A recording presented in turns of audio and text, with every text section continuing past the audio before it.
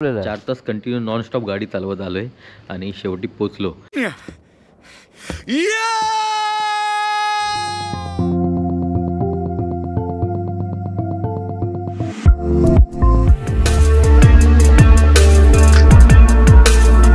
नमस्कार मित्रांनो, मी किरण पाष्टे आणि आपलं स्वागत करतो आपल्या मराठी यूट्यूब चॅनलमध्ये.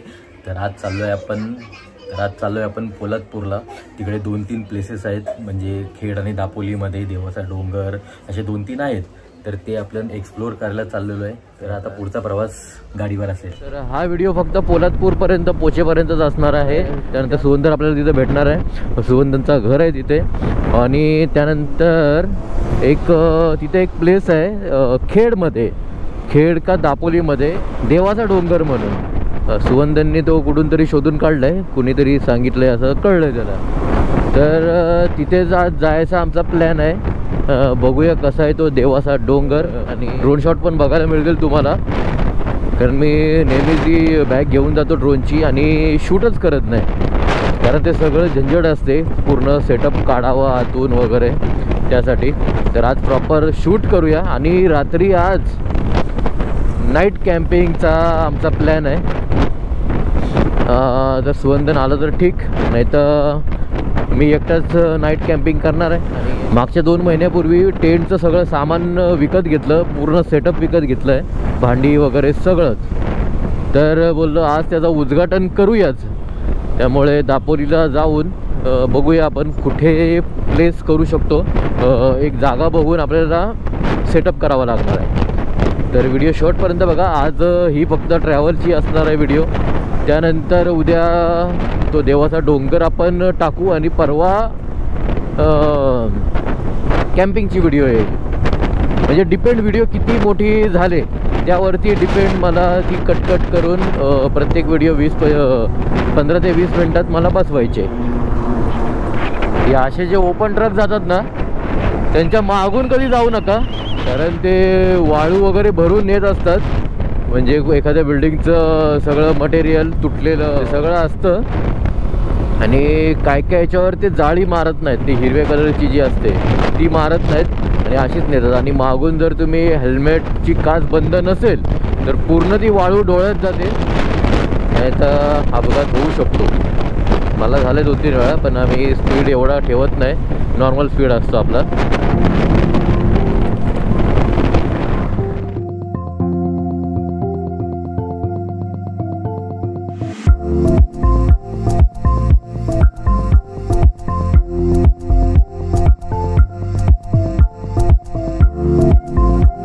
आपण आता मुंबई गोवा हायवेला पोचलोय आणि फुल थंडी आहे एकदम.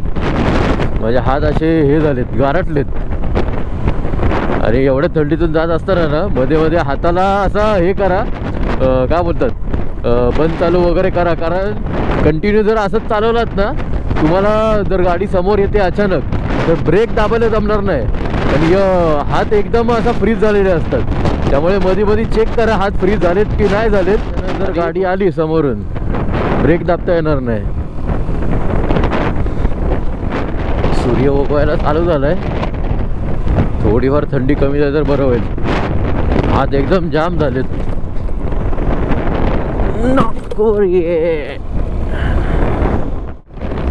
थोडीशी थंडी कमी झाल्यासारखी वाटते. सूर्य वरती आलाय आणि व्ह्यू बघा कसला भारी वाटतंय.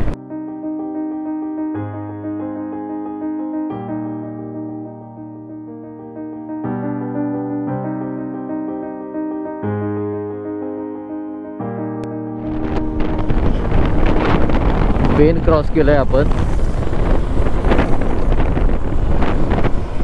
आणि इथपर्यंत तरी मुंबई गोवा हायवे व्यवस्थित वाटला. म्हणजे प्रॉपर काम वगैरे झालेलं आहे. पुढे बघूया कसं काय असणार आहे. इथं खडबडीत रस्ता चालू झाला, हा बघा. हा इथं तिकडचा रस्ता बनतोय अजून.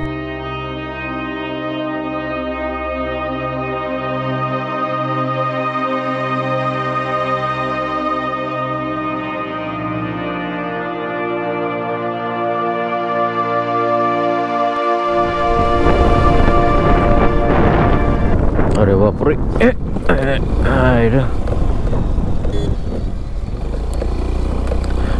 कुत्रा बघा कसला एकदम गाड्याच्या समोर येऊन उभा राहिलाय. फुल एकदम बेकार पॅच चालू झालाय. हे मला वाटतं मी कासू क्रॉस केला मी आणि तिथून पुढे असा रस्ता चालू झालेला आहे आणि अजून पण मी गाडी थांबवली नाही. नॉन स्टॉप गाडी चालू आहे. आज थोडा रेकॉर्ड करायचा आहे कारण प्रत्येक वेळी मी थांबत येतो आणि जिथे 5 तासात पोचायचं असतं तिथे मला 8 तास लागतात पोचायला. तर यावेळी एकदम जो बसलो की निघालोच आहे मी. फक्त सिग्नल वगैरे आलं तेव्हा थांबलेलो आहे आणि आता मला एकदा पेट्रोलसाठी थांबावं लागेल.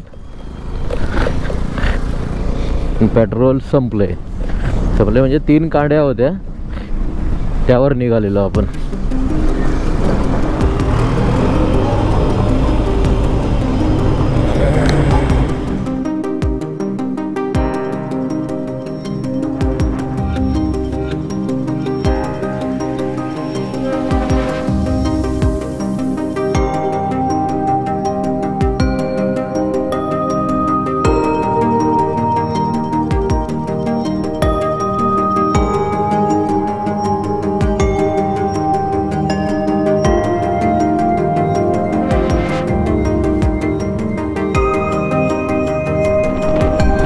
बाजूनी कोकण रेल्वे जाते.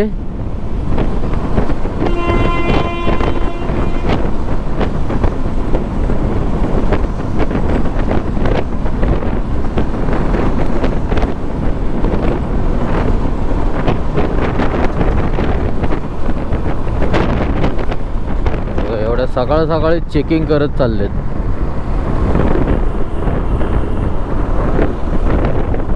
आतापर्यंत 3 वेळा भेटले मला. हे तिसरे. चला पोलादपूरमध्ये पोचलोय. सुवंदनच्या बिल्डिंगच्या खाली उभा आहे. वरती 3ऱ्या फ्लोअरला सुवंदन राहतो.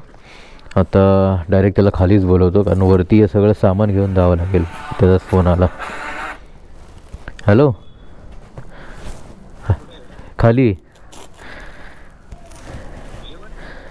हे सामान घेऊन यायला लागेल सगळं. बॅग आहेत त्या गाडीनेच जायचं ना आपल्याला. 4 तास कंटिन्यू नॉनस्टॉप गाडी चालवत आलोय आणि शेवटी पोचलो.